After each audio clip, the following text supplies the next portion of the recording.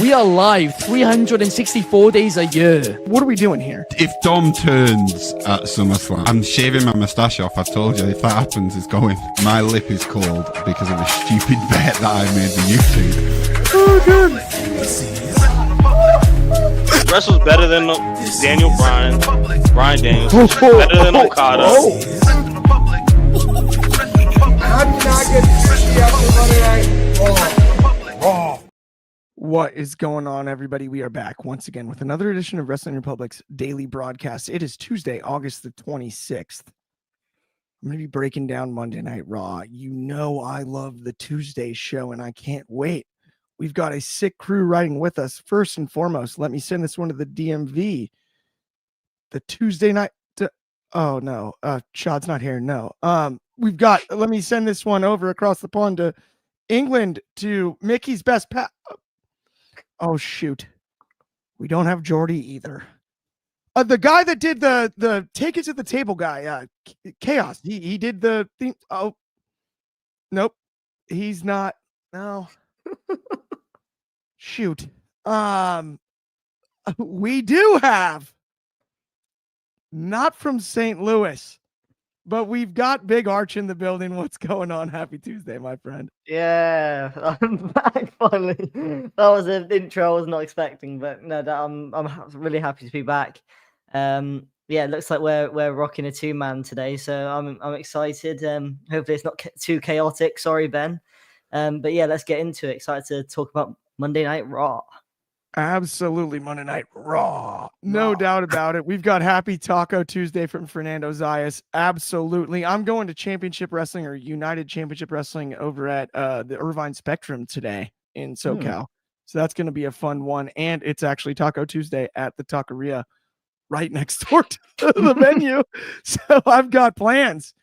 And that is exciting to say the least. We got Roundhead also in the comments, friend of the show as well, with good evening. It is only high noon for me, but I will take good evening, no doubt. Hello with the waves from Number One Superfly. Your boy is here from the Outer Banks. No doubt, Aunt you. I do want to remind you, though, by the way, you FaceTimed me at 5 a.m., boss. I'm on the West Coast. I'm on the West Coast, Amp. What were you thinking? It's a 3-hour time change, bro. Wasn't awake. Feel bad that I missed that call. I do owe you a call back, though. No doubt about it. We got DCX Warlord here with It's Just You Two, Oos. Yes, it is. No doubt about it. Where is Ben Allison? I need a serious word from him. His days are numbered. Arsenal versus Leeds. Oh, Roundhead. I love that. He has just returned from Forbidden Door and needed a little time. Yeah. But I assure you, he'll be back sooner rather than awesome later. At Forbidden Door. I love this. And you hadn't slept yet himself was a little crunk. Respect. We could have timed that better, though, for sure, on both of our ends when it comes to that. But yeah, we've got the return of Big Arch. Happy Tuesday, everybody. No doubt about it. Oh, wow. This is a comment that's in another language. I wish I could read that. I can only read the date. But it says September 32nd, 2025, which isn't a real day. So now I'm even more confused. Let's get into our first topic of the day. I can't see that. That's on Instagram. We've got I was gonna attempt to read it, and I'm like, nope, that's not gonna work. We've got probably best you don't know what you're reading. Let's get into some pro wrestling here. So we have Becky Lynch. After what I thought was an outstanding promo in Dublin, I really enjoyed that. Doing very similar and great stuff out of the gates. Then, of course, Nikki Bella. Unlike, I think, the Raw encounter where, some of those one-liners from Becky were a little extra cutting compared to normal. I found this one, Nikki might have got her comeuppance on this. Nikki threw some lines out there that really got Becky on her back foot, as we like to say. She was backpedaling a bit, and I think she sort of evened the odds. And I'm more interested in this rivalry than I was very recently. Archie, did you have the same impression as I did? Yeah, I did as well. I mean, obviously the John Cena line before was quite a big one-liner, and Nikki had to kind of come back from that. But we know that Becky Lynch isn't any stranger to being fine with leaving with an egg on her face from her promo segments. And yeah, she let Nikki get a lot of shots in, and Nikki delivered them very, very well as expected. She's always been a great talker on the mic. Yeah, I've watched the Bella Twins for years, since I was like a kid. So it's I'm no stranger to seeing Nikki specifically on the mic. I've always thought that she's probably the better one out of the two on the mic, on the microphone. But yeah, Nikki did great. It made me more interested for their match at Paris. And yeah, I think honestly, I'm excited to see the form that Nikki Bella's in the ring, because Evolution, I thought she looked quite good. But this is like a premium live event match. I think this is the first premium live event match, singles match, that she's had since coming back, if I'm correct. And she's up against one of the GOATs in Becky Lynch, so I'm sure that they'll have a great match. So yeah, I'm really looking forward to this. And this segment was great. And Becky, although she kind of didn't really get one up on Nikki Bella, she got one up on the Birmingham crowd with a very, very unflattering line about Ozzy Osbourne and Birmingham, which I was not expecting. And the Brummie crowd did not like that one bit. But yeah, no, I thought this was a great segment. And yeah, props to Nikki Bella for showing the promo skills that we know she's capable of. I'm so glad you brought that up. I was utterly stunned About that the they went Aussie. I Becky went Aussie. I was know. like, whoa, too soon. Yeah, it's very soon. It's And very soon. It's like, yeah. but I think it landed perfect. I also, Mm-hmm. I think I remembered last night, Nikki Bella is better on the microphone than she's ever gotten credit for. Oh yeah, absolutely. Yeah. You know, Brie was always over as the babyface, I think, just Mhm. because she's so lovable. Yeah, Like, definitely. just yeah. there's a likability about Brie in a different way than Nikki, and they're different. That's what I think is unique about the Yeah. Bella Twins in general. But Mhm. but we forgot Nikki can be cutting on the mic, and she was. Oh yeah, she- yeah, go on. She didn't land anything quite to the extent, like you mentioned, of the John Cena line, No, yeah. but she landed like jab after jab. You know what it felt like is like if it was Yeah. boxing. Like Yeah. the first round, she kind of got dropped, right? She got caught with a Mhm. big Yeah. haymaker, right?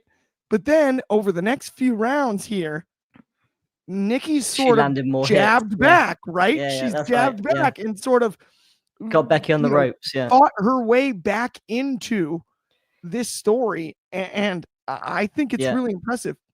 I That's- also kind of forgot Nikki's legacy with, you know, I think she's a future Hall of Famer already.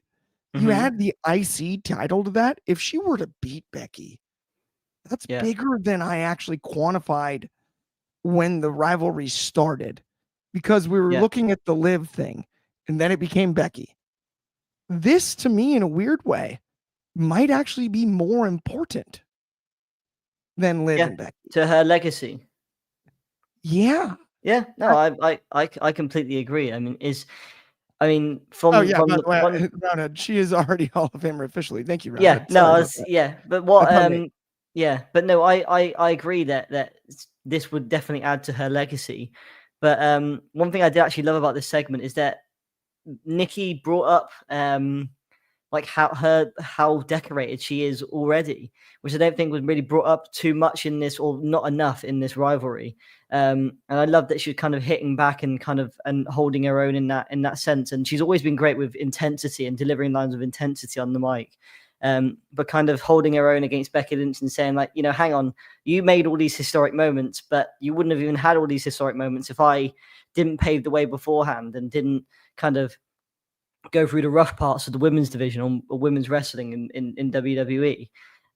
So yeah, but I honestly, I would kind of like to see Nikki Bella beat Becky Lynch for the IC title. I mean, it'd be a bit of a change. Becky would be absolutely fine without it.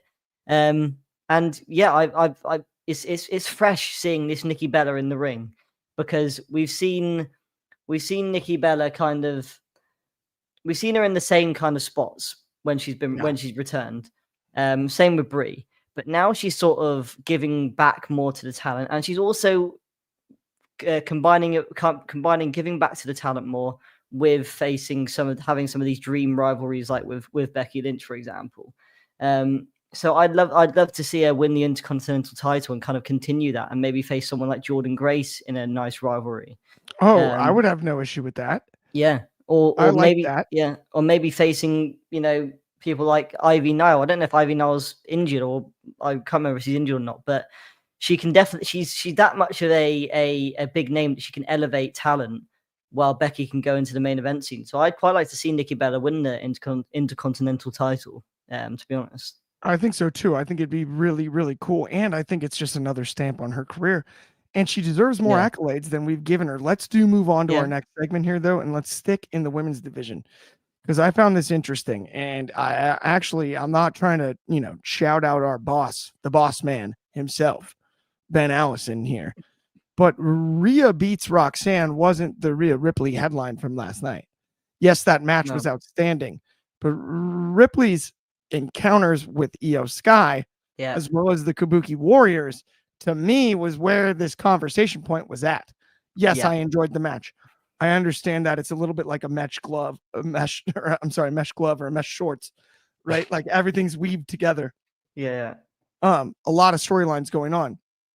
The interactions with Io I found a bigger takeaway than the victory over Roxanne. And I think that's unfair to Roxanne. Talk to me about the match first, but then let's talk about this Rhea and Io and the Kabuki Warriors stuff. Yeah, I mean, firstly, the match, Rhea and Roxanne, they've got that kind of chemistry now that they're two opponents you can put in the ring together, and you know that you're going to get a solid matchup. I mean, they face each other 3 times now. I've watched all 3 of those matches. It's not as though they've sort of built on those matches. They haven't built on them too much so the next one can't like blow out the other one. But they've just been solid matches, and they've left enough room for much improvement. So if down the line, when I'm sure down the line we'll get a Rhea Ripley versus Roxanne Perez on a pay-per-view or a premium live event, then they've got lots of room to improve and kind of give us I think a 5-star classic that I think they're capable of. So yeah, this was a great match. I think they've got tremendous chemistry. I'm probably going to go on this is probably a bit of a hot take, but I think the Rio storyline, for me personally, the Rhea Ripley and Io Sky, I've got that's a kind of their names meshed together. The Rio storyline, I personally, it's probably my favorite storyline going on in professional wrestling right now, because I love both wrestlers. I think they're absolutely awesome. And this has just been a story that's been building since the start of the year, where Io beat Rhea, and they've kind of been at odds with each other, but they've always maintained that respect, which I really love to see. And now they're sort of going into this partnership storyline, and it's just, I love all the elements to it. I love Asuka being jealous and visibly frustrated at Io. I love Kairi being conflicted between, she doesn't know what to do. I love that we're seeing this friendship between Rhea and Io on screen now as well, because it's something that off screen we've seen quite a few times on social media, and it's such a lovable friendship between the two. And I always thought to myself, if they put them together as a tag team, like, it's going to take no time for the crowd to get behind them and root for them. So I'm so happy that they're showing their friendship here. I'm guessing it's going to turn into a heartbreaking turn on Io from Kairi Sane and Asuka. But I had a little I've got a little maybe dream booking idea for you here. And I was going to say, I've got one for you too. So let's see this. So what if, right? So we got the draft coming up. We don't know if the draft is coming up, but say a draft has come up. And so stay with me on this. What if Asuka and Kairi, they turn on Io, Rhea comes to even the odds, but then out of nowhere, the leader of, I guess, New Damage Control takes out Rhea, and you're kind of building up this big women's faction, and the leader is Julia. So then you've got the Women's United States Champion, Ooh. and you've got this dominant women's faction. The head of it is the Women's United States Champion, and the main thinking about that dream booking scenario is that you're building up the Women's United States Championship, because we've built up the prestige of the Women's Intercontinental Championship. We just talked about it at the start of the show. You need to do the same with the Women's US title. And I think this could be a great way of doing so, because you can have wrestlers coming from the main event scene, like Rhea and Io, trying to take the title off Julia. And it can almost feel like an Imperium sort of, like, you know, how we had with Imperium with Gunther as the Intercontinental Champion. I think that would be really cool. And I think you can maybe even add Jordan Grace into the mix as she can team with Rhea and Io. But I just really, I think I want to see like a strong women's faction in the women's division again. And I love Damage Control, but I thought they could have been booked better. And I think that could be the way to go, honestly. Here's something so I don't mind the idea. Yeah. But personally, I Mhm. think the long game for this is really important. Right. If we're going to end up with the Kabuki Warriors taking on Io and Rhea. So Rio, as you've said, right? Yeah. We cannot forget, and Archie, we can't forget that Rhea Ripley has never pinned Io Sky. And if we go on the tag team run of the century with these two, defeating maybe the Kabuki Warriors, then defeating maybe Charlotte and Alexa, things like that, the run of the century, right? You got to get to a point where, and this is the way I would book it, Io develop a finishing move where it's like a riptide and some sort of moonsault, yeah, whatever it is, and Io gets the pin every time, and develop the jealousy from Rhea Ripley until one day she breaks. She's not cool anymore. And that's how we pay off that long-term story that I think is as important as anything. You're breaking my heart just telling me that fantasy booking scenario, but that would be one of the best ways to pay off this kind of story, I think. And I mean, Rhea is somebody that like Cody Rhodes, you can turn heel, and then when you turn her face again, she'll probably be just as popular as a face. But I think if she did turn on Io, that could probably push Io into superstardom. Like I'm not even just talking about being a major star in wrestling, like being a major star mainstream as well. Like I think so. I do like that booking idea, but I think you could do both with the Julia and Kabuki Warriors faction, the Damage Control sort of 2.0, and then later on you have Rhea turn on Io. But I'm just really looking forward to seeing this storyline develop, because I think with WWE it might be a bit of a hot take, but there's not too many stories that kind of excite me to the level that it was in building up to WrestleMania 40. We had a long conversation about it on yesterday's show, dude. Right. Like, one of the mailbag questions was, it feels like WWE doesn't have any direction.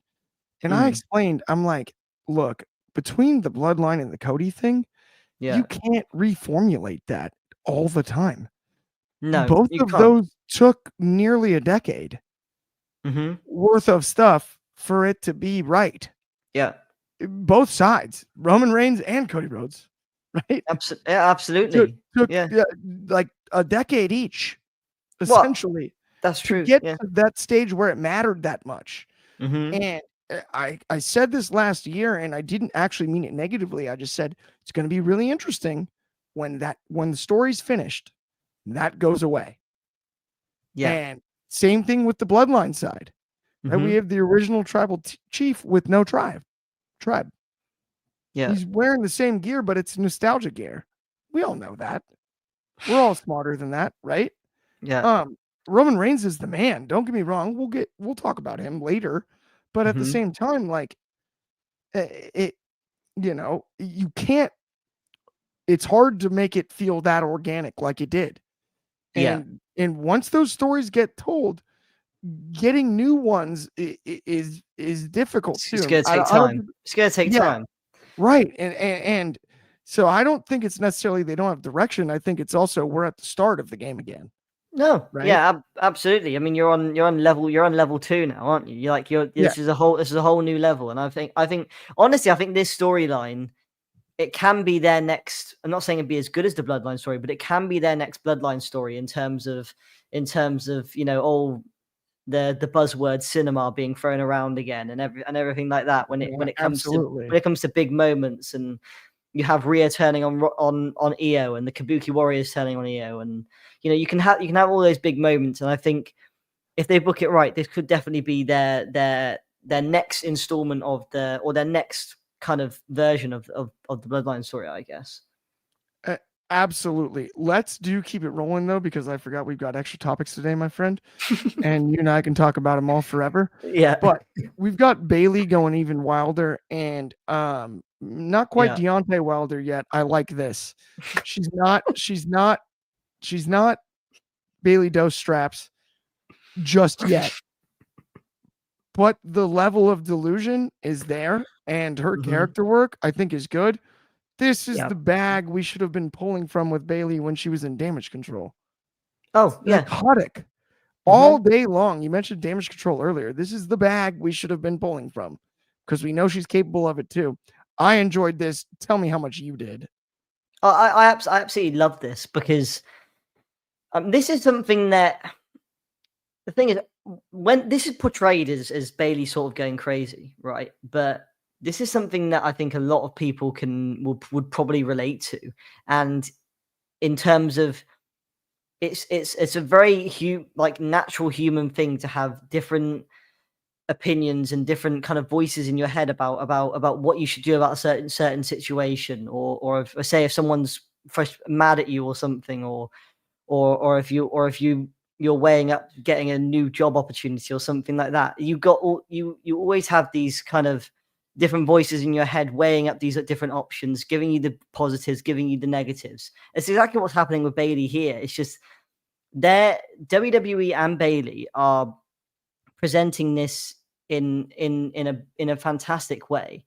Like they're presenting the struggles very well that normal human beings go through when making tough decisions. And Bayley's going through a tough decision right now on who to go towards and what voice to go towards. Hugger Bayley or heel Bayley.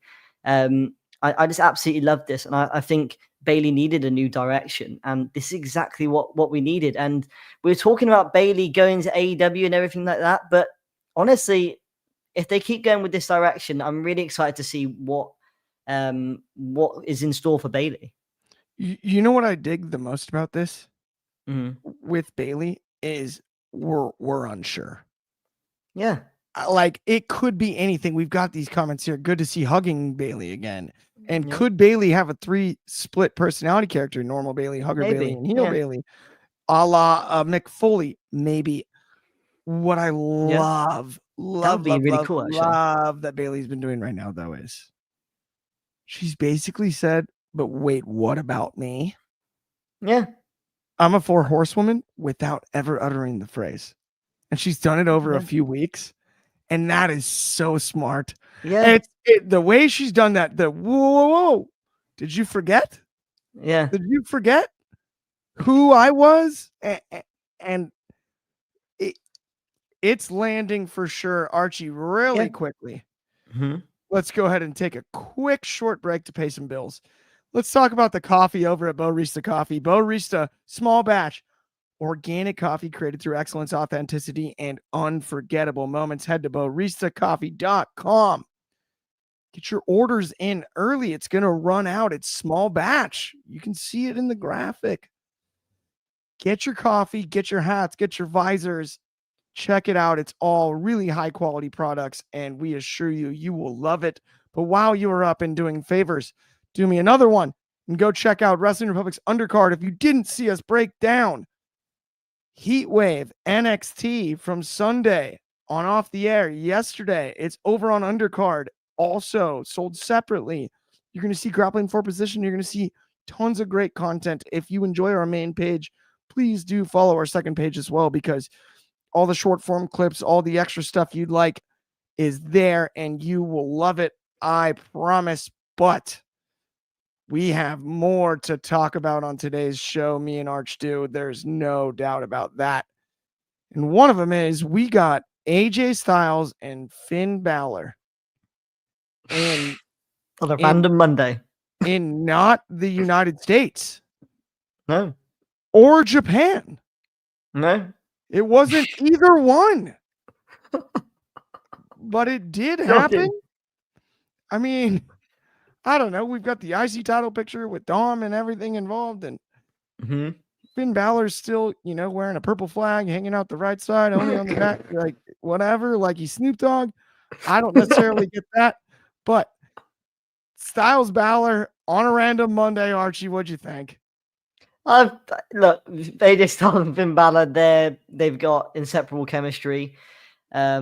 They've known each other for decades. There's a long history between these two, dating back all the way back in their time in Japan. So yeah, this was always going to be a very solid matchup. It's just really weird to me that we're seeing this on a random Monday, because this was sort of a dream match at one point where we're, a lot of us were saying what matches we want to see AJ Styles have in WWE, and Finn Balor was probably near the top of that list. So to see like how far we come now, where this is literally on a random Monday, is pretty crazy. The whole storyline I've absolutely loved between AJ Styles and the Judgment Day. Dominic Mysterio specifically, I thought it's brought out AJ's comedic humor so well over the past couple of months, and honestly, it's just really cool to see that AJ seems like he's really enjoying himself. Like he's in his last year of wrestling, potentially, probably. So it's just really cool that we can fantasy book all like these legends' last runs all they want, but all I care about is as long as they're having fun in their last year and they still feel great, then that's what matters. And you can see AJ's having a ton of fun. 100%. I'm with you, especially on the AJ side of it. Yeah. Balor, I worry about more. Yeah. I worry about more in that regard. And it was funny. All I could kind of think yesterday afternoon when I was watching this, which, by the way, living on the West Coast, noon Raw, yeah, why not? It works. You dig it. Yeah, I'll take it. But all I could think is, I'm like, shoot, could you imagine if in an alternate universe, this is a 3-way with Cody Rhodes too, with all the Bullet Club ties? That'd be crazy. Right? That'd be crazy. All I could think is, I'm like, there's an alternate universe where that's what we got on this Monday. It was cool to get this without the context. Obviously, it's not quite the same thing. No. We got a comment over here. Who are you voting on to win the 4-way match in France? We don't have a voting system in place for that. I won't be casting any votes. As far as I know. Won't be putting a vote in the ballot box. I'll pick one eventually. But yeah, no, we don't have any votes. I'll tell you what Finn needs. Finn needs the trunks back. Because as you said, the tights are just not doing it. Like, why is he why he's just lost about 50 points of aura. Getting rid of the trunks and the leather jacket and just having those tights. He looks like he's wearing trousers. He can wear pants if he wants to wear pants. It's just the aura's gone. What what sucked about it is like the demon was a thing. The demon got buried on WWE.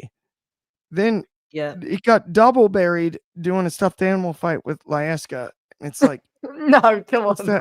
Supposed to act like it's not a thing. It's like, dude, the demon's supposed to be like Finn Balor, but not beatable. And like, that's not the case. Now he's completely gone. Now it's just a teddy bear. Like that's the best it is. We could do with that. I think with Finn Balor, it's really difficult to find to get him momentum again, because the thing is, he's probably getting towards the end of his career, although he's not even that old. I don't think he's getting towards the end of his career. That's the worst part.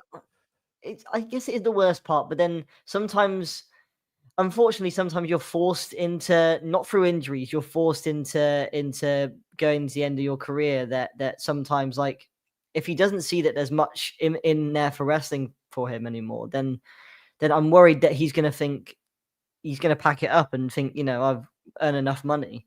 So I want to see him get that momentum again. Because I've always loved Finn Balor.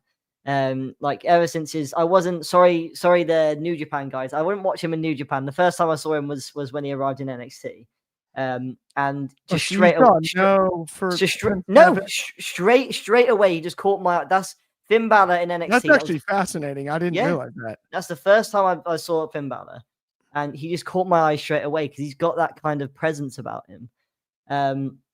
And then you had the whole demon aspect and everything. It just added to that. So it's really frustrating to see the way it's going now. And I think they need to run this turn on Dominic just soon and just make him feel special again. Because Finn Balor is still a very special wrestler. I hate the comments on social media when I say, "Oh, he's washed in the ring." He's far from washed in the ring. He's had plenty of bangers over the past year or so.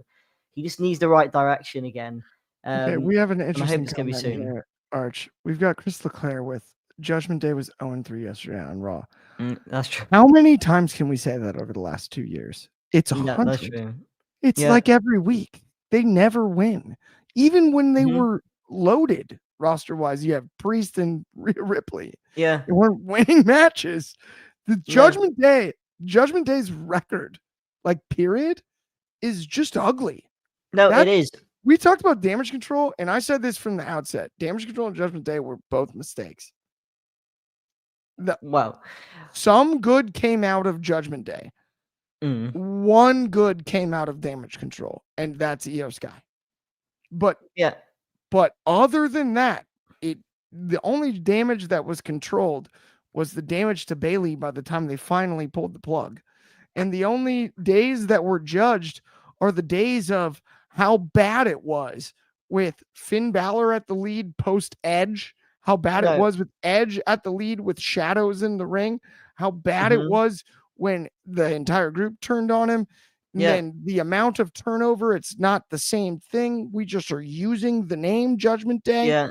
It's goofier than a football bat to me, Archie, and I'll never understand it. It's just one more thing on it, but it's a regular occurrence with WWE and Triple H's booking in general, is that heel factions, they don't feel dominant, they don't feel important. I mean, how quickly did Imperium just fizzle out? Yes. Where you barely even saw Kaiser and Vinci even challenging for the tag titles properly or challenging anyone properly. I mean, think about this. The Judgment Day is supposed to be a scary faction. Judgment Day. Who's scared but when they've got street trash merch, then that's really quite difficult to be scared of them. Yeah, who's scared of the Judgment Day? Yeah, right, let's talk about comedic act. Let's talk about Ben's favorite wrestler, Rick Steiner Jr., Braun Breaker. He picks up the win. I think I say LA. No, he picks up the win against Ben's least favorite wrestler, LA Knight, because he's too old. Obviously, we need to send him to the retirement home, like Ben said, or maybe Braun did. I over the age don't of 30, really understand how this is our final talking point. So we're going to talk about this really quickly. Then we're going to talk about what mattered, which is the interactions between Bronson Reed and the Tribal Chief, Archie. So talk to me about Braun Breaker and his defeat of LA Knight. I mean, this is a bit weird for me, but I guess I understood it. I mean, Braun Breaker, you want to build him up. I'm sorry, Ben, but LA Knight's in a Fatal 4-Way world title match coming up this Sunday. So I kind of wanted to see him pick up the win here. It wouldn't have put too much of a bad it wouldn't have put too much of a notch on Braun Breaker's armor. But I mean, look, Braun keeps building his stature in the main event scene. He's going to be winning a world title by this time next year, without a doubt. So yeah, this match was fine. But I kind of wanted to see LA Knight just kind of pick up the W here, even if it was maybe in a bit of a cheap way. But yeah, the match there was was fine. And then the Roman and Bronson stuff was the main talking points. Like this is what I don't get is how can I know it's got Roman Reigns involved, but how can Roman Reigns and Bronson Reed feel more important than a world title match on a premium live event? Like that just I know there's exceptions, but it just doesn't make sense to me. And it's not even like it's a heated feud. It's over shoes. It's over shoes.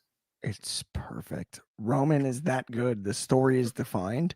This has Paul Heyman's fingerprints all over it. Oh, it does. It's been fantastic. That's the answer to your question, because you're right. I was stunned when you just said that, not because I didn't believe that you might be thoughtful enough to believe that, but I just didn't think you'd say it publicly. And truthfully, I am 100% in agreement. Are you kidding me? The shoes, when he puts them on Paul Heyman, the tsunami, everything that went down, the Superman punch, all of it, that felt like the most important thing that happened last night. Yeah. It did. And Absolutely. Roman Reigns still has it in that way. We've talked about poor booking on other parts of the card. Please do not mess up Roman Reigns for us. I'm begging you, because we're getting dangerously close. And that's what I'm saying, Archie. I'm begging you. If you're going to mess anything up, mess up Cody, mess up the MFTs, mess up DIY, mess up Fraxium, mess up something different. But do not mess up Roman Reigns for us, because he's the best thing going. Every single time he shows up, it freaking matters. Every single move he makes matters. Every single word he says matters. He's still the peak of the industry and doesn't have to carry a title. No, absolutely. He may not be the Undertaker, but seriously, don't mess this up, because he either needs to be back in the title picture or back in the main event scene, unless you want matches that he's involved in to feel more important, like this one does. Yeah, you're spot on, Archie. Anyway, I'm sorry, I didn't mean to interrupt you there. No, I completely agree. And what I love right now, what was something that I was really interested in when Roman lost the title was, okay, we can see him after this whole bloodline erupts sort of storyline. We can see him go into facing or interacting with other members of the roster that we haven't seen often. Roman and Dominic, like that's such a fun interaction. We saw it in the Royal Rumble. Roman and Braun we saw in the Royal Rumble, and we're starting to see that more. And Roman and Bronson Reed, it's one of my most anticipated matches of Paris on Sunday. And I want to see more of that. I want to see him in the main event scene. I want to see him face guys like Drew McIntyre again. Roman's just such a special character, and he's such a special entity that WWE have, that they need to use him properly, especially with probably the little time that they've got left with him, because he's going to probably go on to do more incredible things like Hollywood. People don't consider his health. The man is still on oral chemotherapy. Yeah. To this day, he has as rare a form of leukemia as you can have. Yeah. And it's special when we get him, and we captured all of this. That's where I'm with you. I'm afraid that we can get back to a spot where like it's not what it was, but it's still there now. Yeah, and I also find this interesting. I think in hindsight, a few years from now, right? Maybe not right away, we're going to have a conversation about what it was like through basically 22 through 25 about now. Yeah. And like everything that happened, and looking at the difference between when Roman dropped the title and Cody dropped the title before he regained it, obviously. Yeah. Roman, crowd-wise, has something so special. It's kind of unbelievable. And it's almost like we forget about him now. I think because a lot of people have in their brains chalked him up as a part-timer. But he's never said that. No. The thing is, I absolutely I hate it when people say, why doesn't he show up to work? Because like you said, he's had health problems in the past, and every time Roman shows up, he doesn't need to show up every week, because every time he shows No. up, it feels special, and I think instead of kind of complaining about why he's not showing up, you should just kind of treasure when he is showing up, because it's just always awesome to have Roman on the screen. And honestly, to kind of maybe finish to put some ideas in the viewers' heads, what if, Rock and Austin, they always only had their matches at WrestleMania. What if at WrestleMania 42, Roman and Cody 3, Cody, Homelander Cody, that we saw Roman say interesting when he got the booze, when Cody Rhodes got the booze. I reckon Homelander Cody versus babyface Roman, that's a fantastic kind of flipping the switch on the dynamics. And I'd love to see that. I would love everything about it. And I also think Roman's now at a stage of his career where if we had done this earlier, which we tried to do as the, this is my yard, big dog Roman. Yeah. Right? We try to do this. But Roman can fight from underneath against the bad guy, Cody. Mm-hmm. I think that match would be absolutely electric psychologically. And that's tantalizing to say the least. Arch, you and I could talk about this the rest of the day, though. That is going to bring us to the end of the show. I appreciate everybody that tuned in. I know so does Big Arch. So do all of us at WR. We'll be back same time, same place tomorrow, of course. That's noon Pacific, 3 o'clock on the East Coast, 8 o'clock in the UK, and 9 a.m. for my good friends in Hawaii. Have a great rest of your Tuesday. Check out Off the Air tonight. It'll be Shoddy and Drizzy. I'm going to see John Hennigan wrestle in Irvine, but we will talk to you soon. Thank you so much.